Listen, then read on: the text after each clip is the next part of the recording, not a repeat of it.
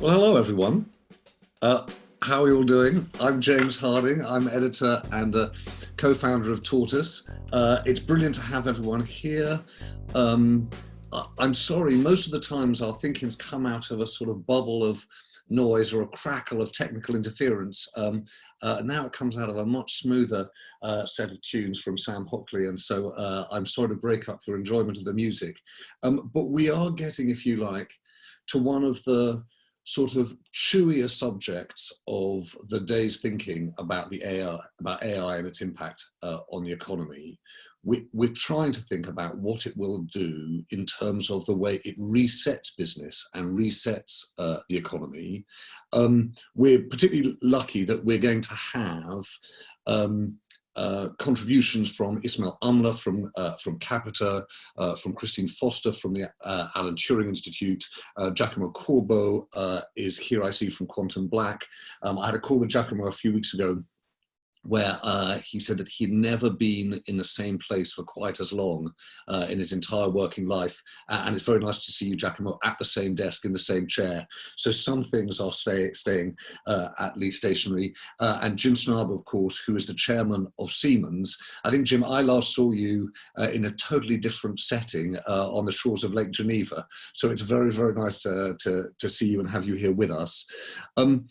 If you have been with us all morning, you know very well how to weigh in, how you can either use the app. You know, we've got this whole green room set up. We've got the notes, the research that we've done on AI. It's in the app. All you need to do is take a free trial to be able to get in there and have some of the back and forth in the chat in the green room. But there's a sort of IM chat function in the Zoom call that you'll know well too. Please do just weigh in, and it's going to weave in to our conversation. The mighty Matt Dancona, as you've just seen, is trying to moderate, marshal, make sense of the chat as it comes in. And of course, also just stick up your hand, hit the participants tab and stick up your hand. We'll try and keep to time, given that it's quite such a meaty subject. We may allow ourselves just 3 or 4 minutes on, so to run to at least UK time 12:50. But listen, let's get started. And I want to make sure that I start, if I may, with Ismail Amla, if I can. Ismail, I'm going to start for 2 reasons. One is I really want to hear what you say, and whenever you do these things, you always make a mistake. Normally, it's getting someone's name wrong. In this case, it's been forgetting to say thank you at any point so far this morning to our partners in this, and you at Capita, and of course Henkel X have been helped to make this possible. So Ismail, tell us, if you might, the extent to which you think that AI, that really powerful new innovations in technology are going to reset the nature of business as we, not post-COVID, but as we come out of this lockdown. Yeah, thanks, James, and good morning, good afternoon to everybody, and great to be on such a fantastic panel. I'm really looking forward to hearing from some of my colleagues on the group. Yeah, I mean that's the key question of the day. If you remember talking about AI, Steve Hawking described it as either the best or the worst thing that was going to happen to humanity. And I think post-COVID, AI has the opportunity to be absolutely the best thing to happen to humanity. And I say that in the context, if you think about crises in business in the past, organizations making bold moves around technology have really come out and benefited. So if you think about 2003 and SARS, and that sort of given credit, it's been credited for Alibaba and JD.com coming out. If you think about financial crisis more recently, and how businesses flicked onto digital operating models, American Express, Starbucks, Netflix, and sort of benefits that they had.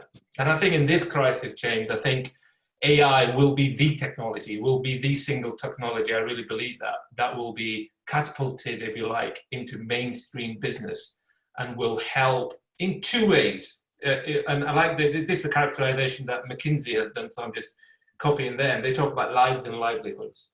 And I think the way that AI is positioned to help in addressing today, the crisis, the people that, for us, we've got 65,000 people that we're worried about how they're coping during this. And I think the way that AI is going to play a part in keeping that workforce well, health, safety, safe and productive will be huge. So that, in tracking and identifying the patterns of the spread, drug discovery, demand forecasting, even the real transactional things like, we provide call center support and we need to provide social distancing, AI helps us create virtual assistants for the call center. So I think in immediacy, I think there's a role that AI plays in business.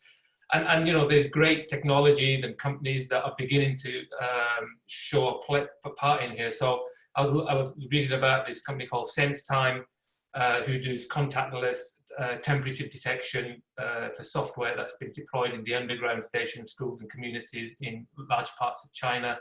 There's the research company, research arm of Alibaba, who we all know, who developed a system to recognize coronaviruses, which accuracy claims about 96%, and it takes seconds versus 10 to 15 minutes that a doctor would take. So in terms of lives, I think there's a role that AI plays in business. And then in terms of livelihoods, and I'm sure that the panel will have a view on this, but just to sort of set the context, I think there's 2 or 3 trends that are going to be accelerated because of this outbreak. One is people work from home. How will AI help with that? Secondly, retail and the change in retail. How will people work with that? Yeah. And thirdly, how do you provide continuity on the value chain of all these businesses? And how do sorry, Ismail, say that again. How? Just explain the third one.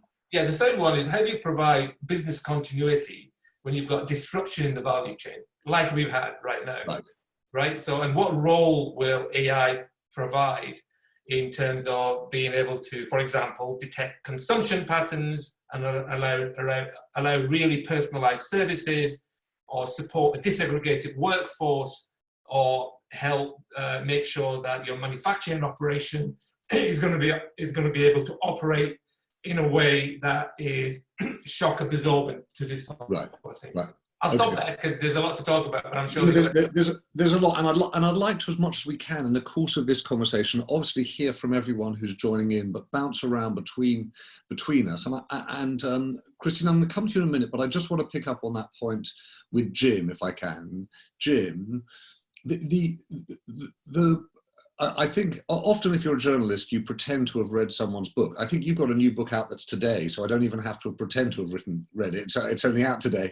But Jim, I suppose I have a degree of skepticism right now about the extent to which, picking up on Ishmael's point, that you can see business really begin to think about AI's impact for society, have, if you like, a responsibility agenda around AI when the economic circumstances, when the scale of the recession is so great that they just don't have the extra resources for the kind of experimentation or, if you like, altruism that's required at this stage. Is that wrong?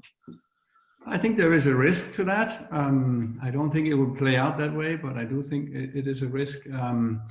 If you look at the massive change that happened over just a couple of months, many things have been reset. And as we think about recovery, which, by the way, is a positive conversation to have after, discussing how to survive this, we need to be smart about the recovery. I see 3 dilemmas that we need to solve. One was addressed earlier, which is globalization. Will this retract us from globalization? I hope not. Globalization has a significant economic positive impact. There's a reason why supply chains are global. It's economic. And so if you take that away, we'll suffer quite dramatic economic issues. So instead of retracting, we need resilience of supply chains. The second risk is, of course, climate. We talked about climate at the end of January in Davos. It was the main topic, and suddenly we don't talk about climate. And you could ask the same question to that. Does this mean we can't afford climate? Well, if you look at the stimulus, the recovery money that's being poured into the economy now in the coming months, what if we were to use them for climate-oriented, sustainable-oriented infrastructure investments? We would recover the economy and accelerate climate. And the same is true, I think, for your question on digitization. We've seen the first phase of digitization, which was really about consumer. I would argue mainly e-commerce and also entertainment. Now I can post a video or a picture of my cappuccino to my digital friends. I don't think that increases productivity in the economy, but we're going out of this crisis with what I call an industrial AI focus. This is about accelerating automation of manufacturing. This is about increasing supply chain visibility, as just was discussed before. And this is about also using, of course, technology in healthcare to target and prevent. And I think that of all those three dilemmas, the digitization one is the easiest to answer. There will be a massive acceleration. So for me, it's not a question of can we afford it or not. We don't have a choice, but it's how we do it. We need to do it in a responsible way. We need to do it in a human-centric way. And so far, I would argue, we've been rather, what should I say, naive in our use of technology. We've allowed loss of privacies and use of data and even AI to challenge our democracies. And we need a different approach now. That's why we wrote the book. I do have the physical version of it here. And it's really about how do we take a responsible direction in the accelerated use of digital technologies and AI in particular, so that we don't end up in a worse place than we are now, but a much better one.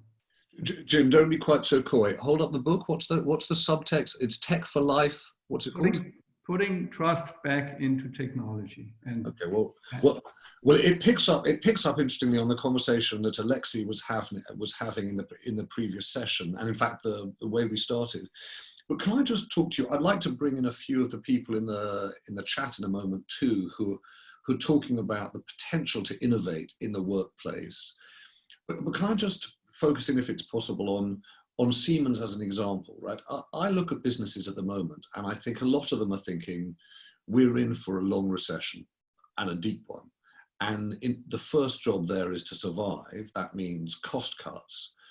And so if the chairman of a big company or a chief exec is stepping in saying, this is the moment for a radical reset, for blue sky thinking about our processes, for the application of AI in our everyday manner of working, a lot of people in the company will say that's great, but we've actually got to just get on with the cost cutting, and we don't have the money or the time to be able to engage in that. How true do you think is that characterization of where businesses are right now? I think it depends on the business. I mean, there will be some businesses that are, in for a survival game, and there obviously they will have to have the short-term perspective. If I take Siemens as an example, we feel we are strong.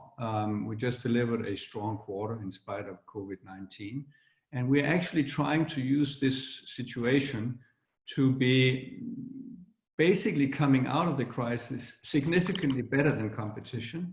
And in our efforts to be more efficient, because yes, we do make some cost savings, we have committed to keep our workforce because we think we have a social responsibility.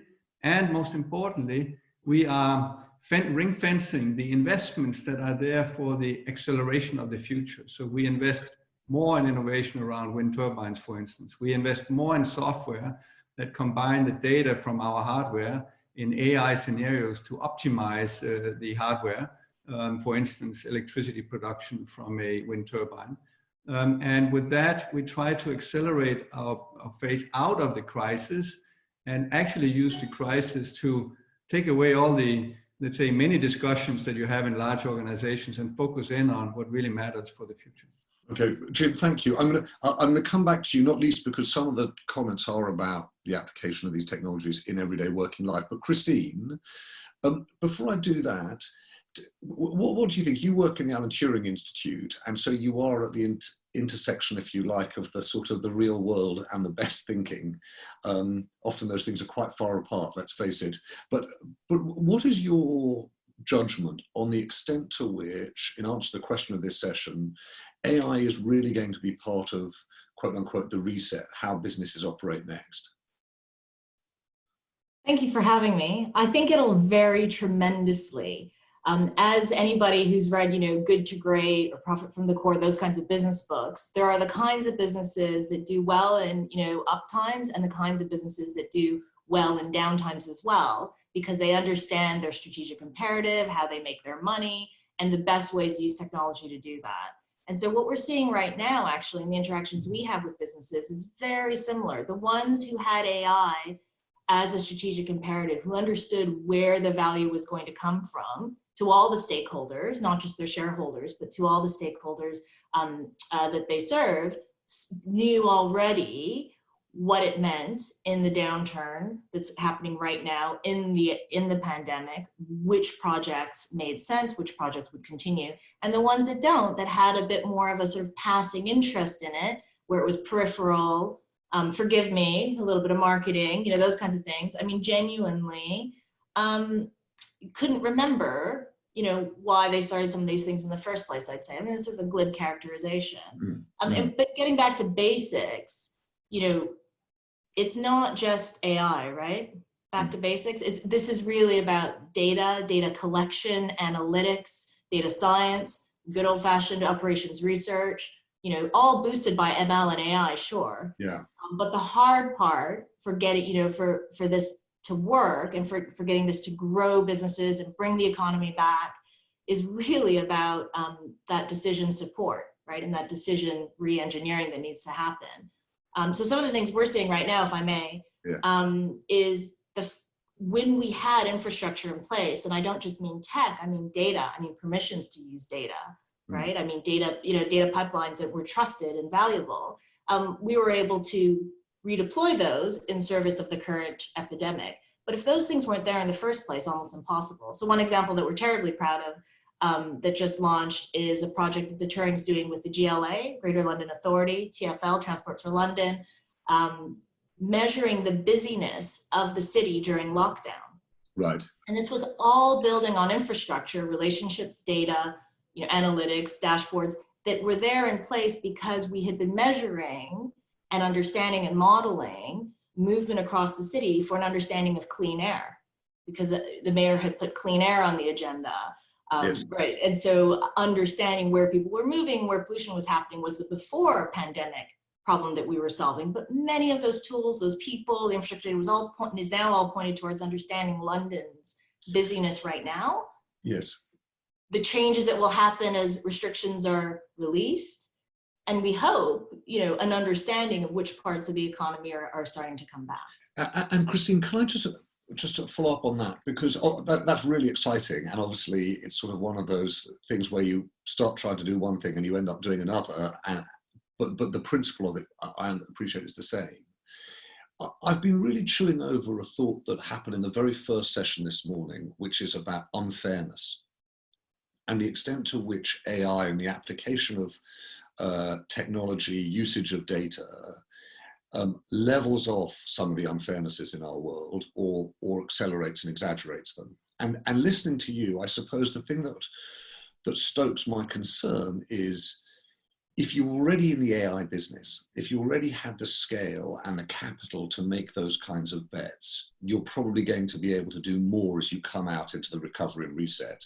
And if you're just catching up with this and you're coming into a recession, you're probably not. And so can you make an informed judgment on whether or not you think it is going to amplify this power gap that's been such a feature of the way the world's worked in the last 10 years? I thought you were going to ask me about unfairness in the more sort of civic sense. I'm happy. Civic. I mean it in the civic sense. You know, when you said unfairness, that's exactly where my head went. You know, unfairness between a company that can, you know, change what it does and deliver to its customers and have great products with a profit margin. I don't know. I'll leave it to Jim and Giacomo and the others, but I don't think they call that unfairness. I think they call that competitive advantage. Right. Yeah. Well, so, they do. Okay. Well, that's a nice way of putting it. So back to my point, I think my first point is that yes, in the context of a vertical, and you know, player A and player B and player C, yes, I think that if player A had their digitization, their data, the understanding of what decisions are worth automating, which ones aren't worth automating, you know, some understanding of what work can be done remotely versus on premise. I mean, they are going to be better off through this. I think that's reasonable. Right. Giacomo sees a lot of clients, so he. Well, I'm going to come. Okay, well, I'll rope him in. That's very neatly done, Christine. Let's get him to try and figure out that one. Giacomo, before I come to you, if I might, there are just a couple of people who've raised some points which I think will probably feed into the discussion we're about to have.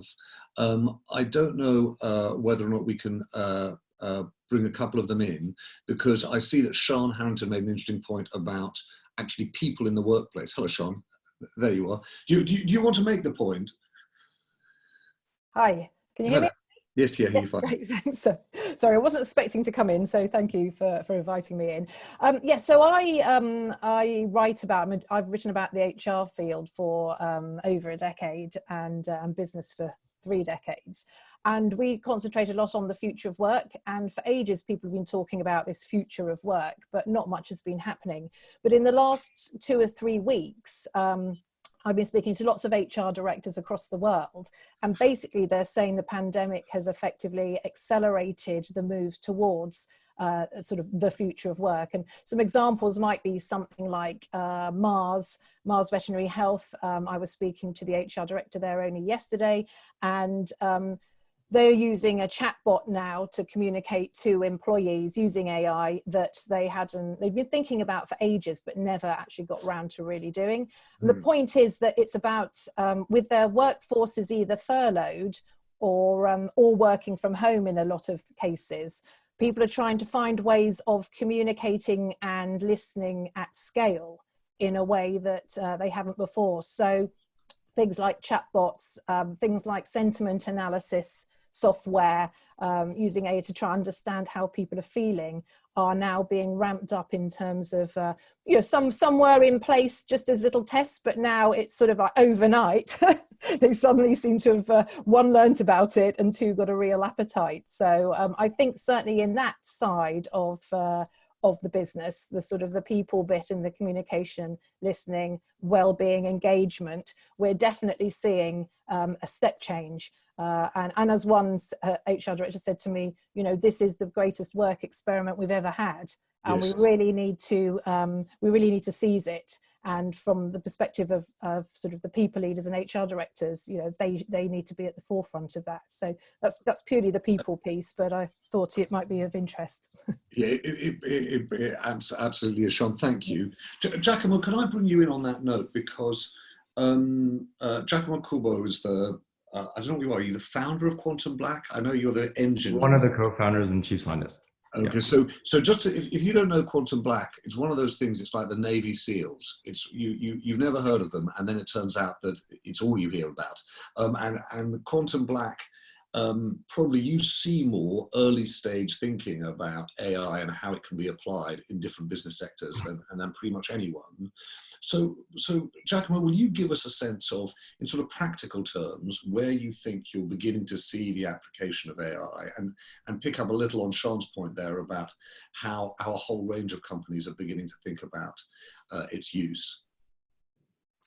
Well, so I think we're starting to, in the specific context of remote working, I won't identify the platform, but we're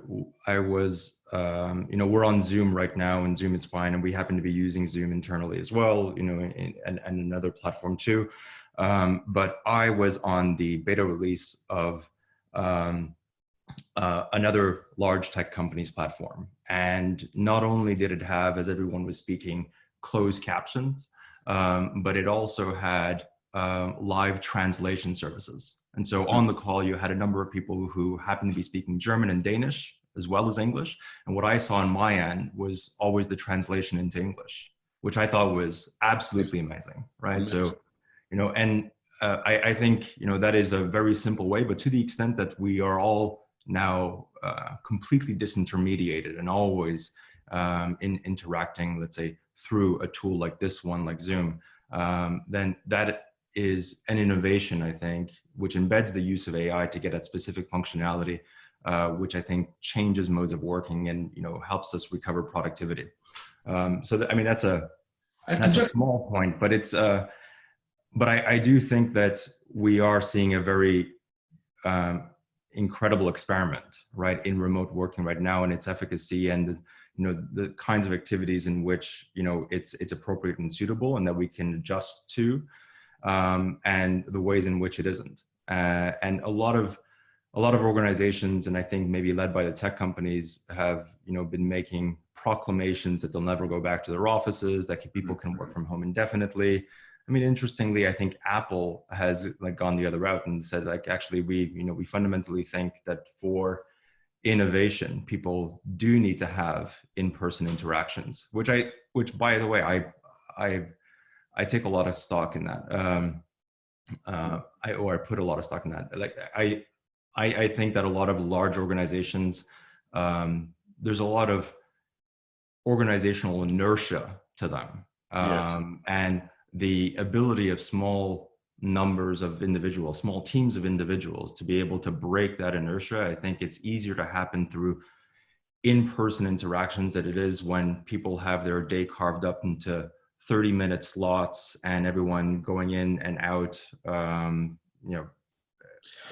into different contexts. So I do wonder how much of this is going to be, for certain tasks and for certain roles. I think this will become a little bit more the norm. And, to maybe tying it back to your other question, James, about not so much, let's say, civic inequality, but maybe corporate inequality. Yes. I think there are some organizations that are going to be in a much better position to capitalize on these trends, just by virtue of their native expertise in technology and the capabilities they already do have, but also because of their balance sheets. I mean, you may have seen that Uber raised some $900 million to go on a little bit of a buying spree. Yeah. We see, Facebook's taking an important stake in Jio platforms in India. And this is all happening at a point in time where, the valuation of a lot of traditional companies has been hurt. Their ability to be able to invest in these, in these trends, in these capabilities, in technology has been hampered. I mean, just look at the different directions that the stock prices for Tesla versus a lot of traditional OEMs have taken, right? Yeah. And I think that's a little bit like the market pricing that in, that, Tesla is going to be able to recover perhaps a little bit more quickly, is going to be able to continue to invest in autonomy. Whereas there's an argument to be made that a lot of traditional automotive OEMs will have difficulty sustaining that kind of investment into electrification and autonomy. Right. And all the while, the regulators who maybe about 9 months ago were extremely, bullish about taking on big tech, I think are in a different frame of mind right now. And, as evinced by the UK regulators' approval of Amazon's investment in Deliveroo. That they are more willing to say, look, if it's going to work, we're going to back you. And we don't want these companies to fail. Right. We want to see investment. We want to be able to, we want companies to be able to hire, We don't want them to file for bankruptcy. There's an argument made that Deliveroo was going to, was hurt enough by the current conditions, by the current market conditions, that it would have to cease operations.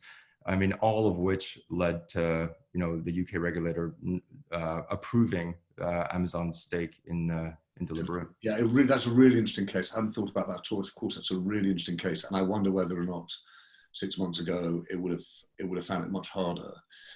Can I just ask you, Giacomo, to give us a bit of a perspective on what you think is going to happen as AI moves into different areas of business in the economy. So a naive person like me has sort of had an understanding that AI has been operating, particularly in industrial parts of the economy, for some time. Of course, I use Amazon. I understand that there are going to be algorithms at work. There's going to be really sophisticated AI at work in online retail. But what I'm now beginning to see is we're moving to education online. We're beginning to see huge need for innovation in healthcare and the application of AI in those areas. And what that makes me think is you're suddenly seeing the application of technology at a critical point that joins both commerce and public policy. Right? This is where the state looks after its citizens. And I wonder whether or not that leads you to think we're going to see a different kind of oversight of AI as a result of it? I think that's unavoidable. I think, and maybe because of some of the more nefarious things that we know AI is capable of, and the ways in which it's, let's say, has already started to disrupt our democracies. But I think to the extent that it's playing a central role, that it's not just AI, it's just the role of tech, that these digital platforms, for example, are going to be, it was one thing for for Amazon to come in and for a lot of small businesses to now be completely, to be increasingly reliant on or disintermediated from the end customer by having these platforms as brokers, as middlemen, as market makers. We're now in a place where that is happening to, just about every restaurant. For them, just think of, it was one thing a few months ago when a restaurant in New York or a restaurant in San Francisco had a small fraction of its business delivered through, Uber Eats or Grubhub and the like. Now it's arguably for the next number of months, it's the only way in which they will be able to, stay open. And I think you'll have regulators, be much more careful about, well, how are these platforms operating? How are they pricing? And we've just seen yesterday, I think it was yesterday, that New York passed legislation basically capping at 20% the delivery fees that these platforms can take, right? And I think that's going to happen. I think Seattle may very well have done the same thing, but that's going to happen, I think, more and more. So I think it's at the level of how a lot of this AI works, whether it's at the level of delivery and distribution, whether it's at the level of how recommender systems are functioning. So restaurants that might be promoted or not, in the case of restaurants. But it's also at the level of pricing. So I think, cities, regulators are going to be much more careful about how are these platforms actually working, to the extent that most of these platforms are, at best, like already oligopolies. Yes, exactly. Well, listen, on that basis, I'd actually love to, Giacomo, bring in a few different people in a few different ways, picking up on that point. I'd love to bring in Bridget Moan, partly because she was talking about the application of AI in regard to climate, but more broadly, a positive look at how you could apply it for some of these big policy issues. And then I'm going to come to Mukul Devachand, and I'm coming to Alex Williams, particularly on this contestability point and oligopolies, as you just mentioned. But Bridget, do you want to just set out the point or the way you see things?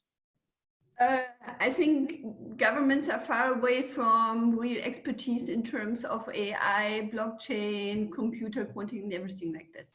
I think innovation is something they have to trust and rely on, that it's being implemented in basically their favor, running big countries and setting the scene for the corporates, right? Yes. And I think right now, especially with COVID, they have real problems on their hands and they have to solve that. And I think if we, as the community who knows how technology and innovation can basically being the fundament for other businesses who are not having the capacity to jump on the train. I think if we use it more, especially for the governments right now, saying for the Green Deal, Mrs. von der Leyen just announced with 2 billion basically as a rescue package, and saying, okay, we know how to help you. I think they start listening. If they say the tech scene only wants to get funded for their whatever own purpose, I think they're far away of really committing to opening up the funds now to really say, okay, how can we recover the labor markets? How can we save the different industries where we will have thousands of insolvencies and job losses and everything like this? I mean, they have severe problems right now. So I think our mission could be to say, okay, we understand where you are. And we try to help you solve the problems in the digital educational systems. We try to solve the healthcare issues.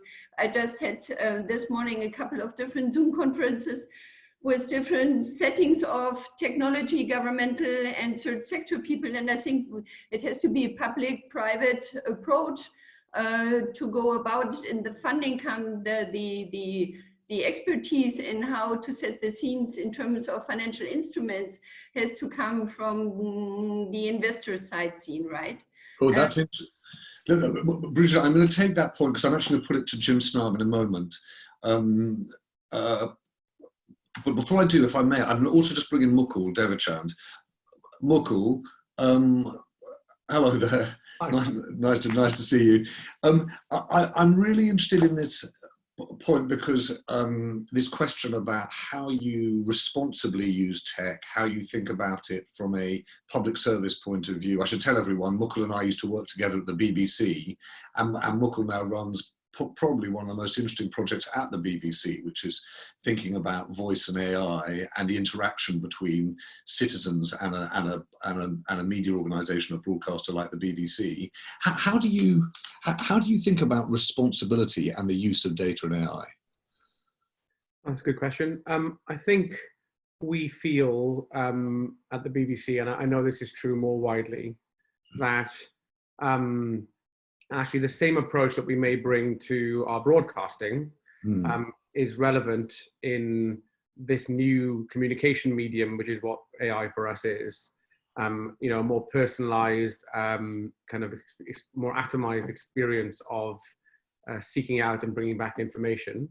And we think that some of those same values that we've applied to making, you know, the last big technology, right, radio, television, and so forth, can, you know, if you go back to the first principles, can lead to us maybe acting in a differentiated way from other players in the market, not to say better or worse. And I think, so going back to Giacomo's point, I think something I find quite interesting about what's happening now, speaking as myself, not as a BBC, Mr. BBC for a second, is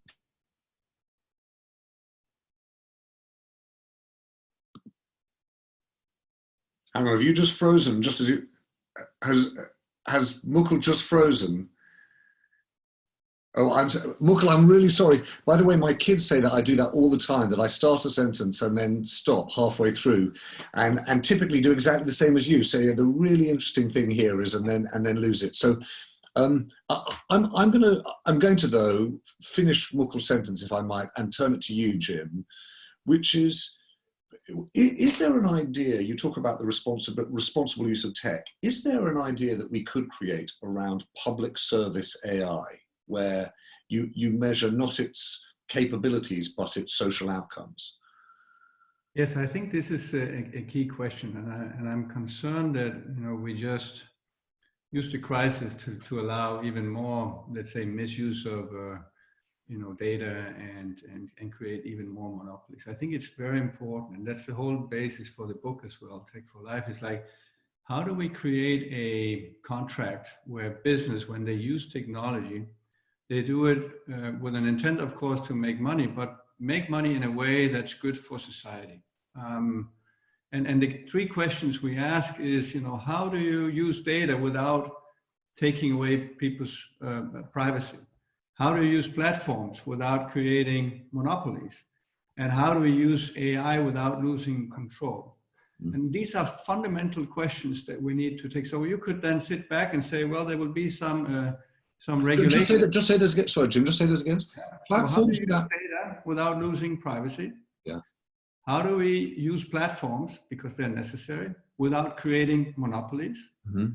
And how do we use AI without losing control?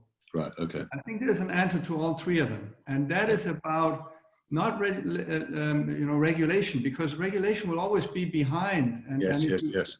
So it has to be about people involved with tech need to be thinking about how they use tech, not to use tech for what it can do, but what we want it to do. Yeah. I give you one very concrete example of AI in the real world, not just to, you know, share cappuccino cup pictures. If you want to do sustainable energy systems, you will invest in wind and solar. Now with that comes unpredictable energy production that doesn't match the demand for energy.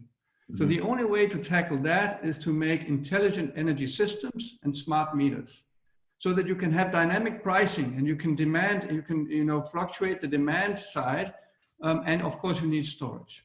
Now, if you do that, you put smart meters at every home. Yeah. If you do that the wrong way, the way we've been doing it so far, somebody can roughly guess who's at home and what are they doing. If you do it in the right way, the consumer knows that that's not happening. It's being used to accelerate the sustainable energy in the system. And I think that's a key example where regulation will not help you. It's about some business principles, some principles of leadership. And this is not a book, it's actually a movement. It's about signing up for some principles where you don't use technology for what it can do in order to concentrate value on fewer hands. You actually use technology so that we get our democracies back and we share the opportunity and accelerate a sustainable future. It's possible. Yeah. It requires leadership from everyone involved with technology, and that's going to be most of us. And also, by the way, Jim, the thing that's so powerful about that example is it also requires awareness, right? I mean, the thing that I think is so difficult in this area is that for a lot of the time, people like me just don't understand that a smart meter on our energy usage could tell someone, in that case, what we're doing, and exactly what we're doing at home. I'm going to bring in, if I may, first I'm going to bring back Mukul. Mukul, are you back? Am I back? Yes, you are. How amazing. God, there you are. The resurrected Mukul Devachan. There you go. Finish the point. That'd be great. Yeah, so I was half finished for me. I think there's a bit of a risk with a crisis that it can exacerbate incumbency. Yes. We want stuff that works. Yeah. We haven't got time to worry about the structure of it. So, certainly the BBC benefits from that in some ways. People are turning to the BBC as they would at a time of crisis in maybe the old media, especially, the web or television or radio. But I think hang on, I think that's happened again. Mukul, that's just, by the way, that's unfortunately that's happening again. He's gone again. Oh dear, there we are. Mukul, that's are you there? Can you hear me now? Yes, I can. Oh, yeah. So basically, it's like the BBC in 1922. Yes, keep going. Yeah, it is. But I think in AI, it can lead to whoever has the best tech and the best data and the most efficient stuff now, getting more of a boost and perhaps freezing us where we are. So that some of the worries about the way the ecology is could get worse. Well, listen, I said I've given myself a sort of get out that we're going to run just to 10-2.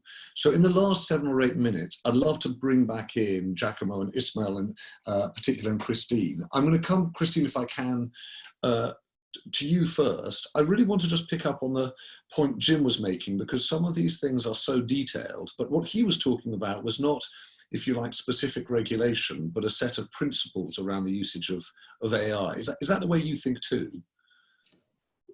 Yes, we know there have been so many ethical principles for the uses of AI written.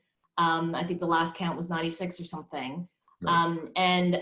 What my hope for 2020 would have been, and I don't know if I need to park that yet or whether we still get to go ahead with it, is this is the year where we see actual organizations, whether they're, local councils, federal governments, companies, putting those in front of product managers, right? Yeah. Technical project managers, and saying, so how do we make sure that this really happens in our world? There's this sort of very old saying that, like software engineers, they know about the trolley problem, but they don't see it in the lines of code. But that doesn't mean that they're trying to build something that goes against, ethical or philosophical principles or notions of fairness. It's just that difficulty of putting it through. And one of the things I think that, gives me a little bit of hope is that actually one of the nice things about this high compute, granular data sort of era that we're in is that it lets you do a lot of simulation. Yeah. right? It lets you do sort of brute force techniques, not even that clever ML, but just sort of some really brute force things to see what might play out. So just imagine if the Chancellor here, Sunak, when he was in a rush to get out massive, packages, really, broad strokes, right? To move quickly, he had to have these broad policies. And every time it was a bit slow in coming, they were saying very clearly, because we have to make sure there aren't sort of perverse incentives. Yes. Right? And they had to sort of pencil and paper, hope and guess and look at, metaphors or case studies from prior times. There's already been work done using deep reinforcement learning, running these, what if you had this tax policy, that tax policy, this other one, running it thousands, hundreds of thousands of times with, little agents and those kinds of things. And had all of that been there, had that been with real data, not toy data, real software, not prototype software, then they might have had a chance of carving out a slightly more refined set of initiatives. It's just too hard for people to do from scratch. And so I think that's where we're headed. All this differentiation, all this personalization. Journalists and media have really focused on content personalization, but actually there are lots of wonderful deep dark corners of life in the economy where personalization is really useful. Doesn't see the light of day, and I really think that's the opportunity. Yeah, I think there's a really sort of interesting point here, which is, I think for a lot of people who study politics and government at work, is we've become suddenly much more comfortable with the idea of policies that are iterative, that you can announce and then change. And for what it's worth, Maria Accenti in the chat is just saying, well done to you for bringing up the issue of operationalization of ethics. It tells you something about the quality of the people we've got here, that they bring in quite such long words that I have to trip over. But Christian, I do think that's the case. Is it's not a principles game; it's a practical one. Can I come back to you, Ismail, as well? One is a sort of the big vision stuff, but one is a practical point. A couple of people have raised in the chat a point that you made right at the start, the link between the success of Alibaba and SARS and how that informed its development. Do you think there is a model there for the way in which this crisis is going to prompt innovation or change in businesses?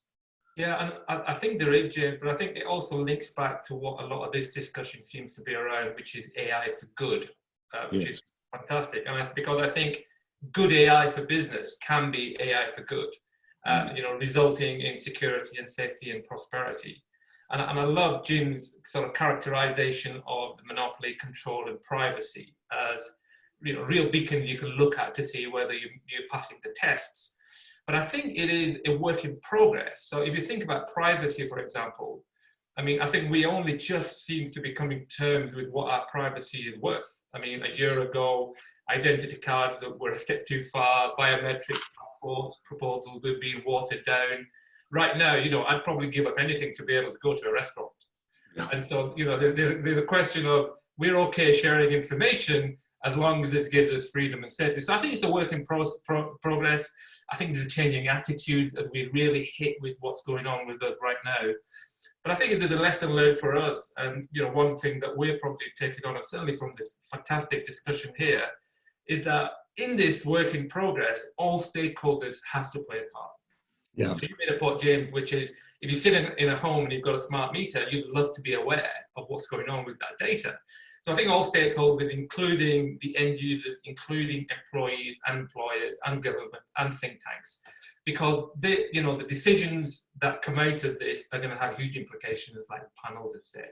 So I'm actually hugely optimistic of what I think, where we end up with this AI, but I think it's going to be needing real conscious decision making along the way to make sure we end up in the right place. Thank you, Ismail. I'm going to finish, if I may, with Giacomo Corbo from Quantum Black. And the reason, Giacomo, is this, is if you stand back and you listen to the conversation we've had, there's a really interesting paradox here, which is that, the definition in some ways of globalization has been trade liberalization, freer movement of goods and services around the world, and technological acceleration, more use of technology to create faster movements of those goods and services, and people too. if you think about both of those things now, it feels as though they're pulling in different directions. There's a kind of deglobalization. Let's secure ourselves around our borders or our regions, but actually we're going to have greater confidence in technology. And so I wonder, Giacomo, what you think is the upshot of that, whether or not we're going to get networked fortresses of technology that compete with each other, or we're going to see something that sort of stops the advance of technology and globalization too. Well, I think there are, I think there are a few different trends there, right? And there are a few things that are, you know, we are seeing very much, I think, a bifurcation, and if anything, a bifurcation, I mean, between East and West, and really between, let's say, you know, the U.S. and, you know, the Western democratic nations on one pole, and then after that, I think China and a number of other states sitting in another pole. And I think we are seeing a decoupling of supply chains there, one that was happening before COVID, but one that maybe is being accelerated because of it. But I mean, I wonder if there, you know, to your point, if there are a few other, you know, bifurcations that are also taking place. And maybe between companies and maybe even nation states that are going to plow ahead into implementation versus the ones that are going to be a little bit in stasis. And the ones, you know, the ones that will be in stasis, I think, will be in a position where they will be forced to be, you know, not the builders, but the consumers of technology. I mean, a good example, and one that has me just a little bit worried about Europe in that respect, is you know, is the way in which, let's say, Europe has torn itself up in knots about contact tracing. And you had, you know, Germany's response to the pandemic has been lauded on so many fronts, and I think it is an exceptional job. It's shown global leadership in a lot of ways. But you know, a number of weeks ago, there was the Pan-European privacy preserving, you know, proximity tracing initiative that was announced. And then after that, you know, that is something which almost immediately out of the gates was attacked as being ill-conceived on a number of fronts, and it has not moved as quickly as, let's say, Apple and Google of their own initiative have been able to move. You know, even, you know, the NHS and the UK is trying to go a different route, is also now, you know, increasingly showing to be problematic.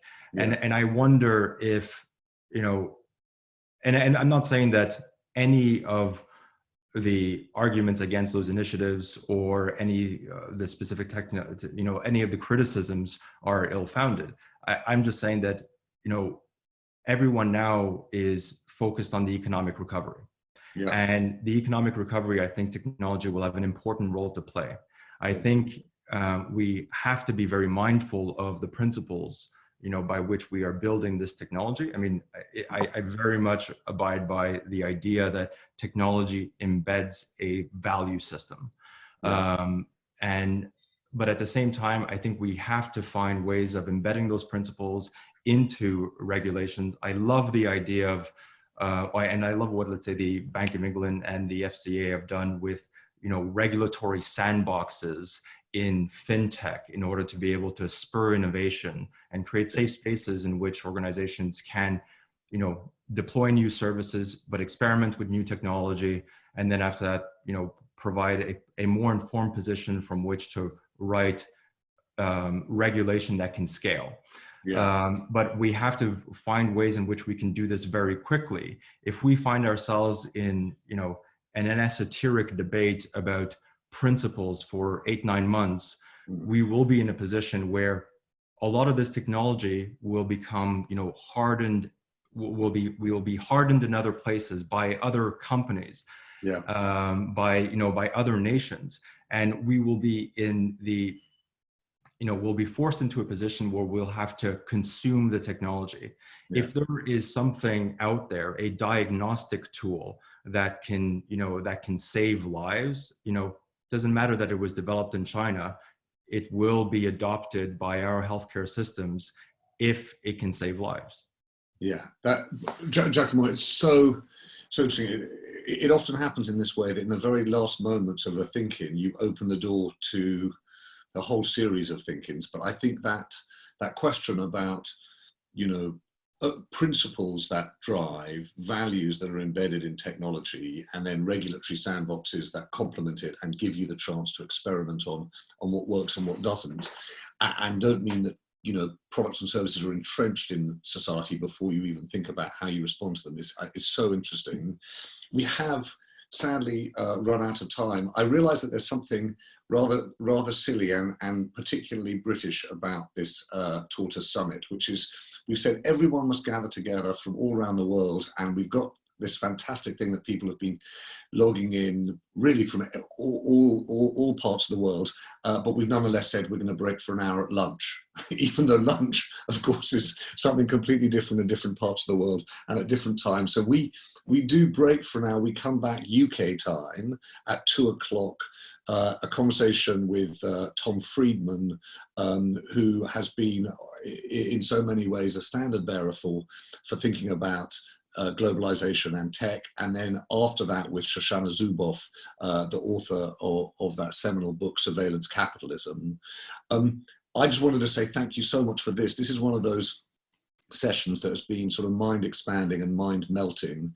But what has come out of it, I think, is this sense of an appetite for AI for good, thinking about AI and public service, public interest, public value.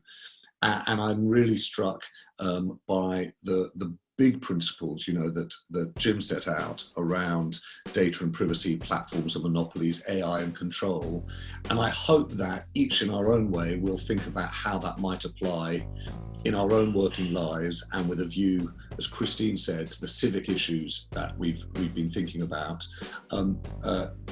Finally, I just wanted to say a big thank you to everyone who spared the time today. I know that although we're all at home, we've actually got more time more things on our plates than ever. So I appreciate the time that everyone spent, but specifically a big thank you to Ismail Amla, to Christine, to Giacomo, and to Jim Snarb at the end there. Thank you very much indeed.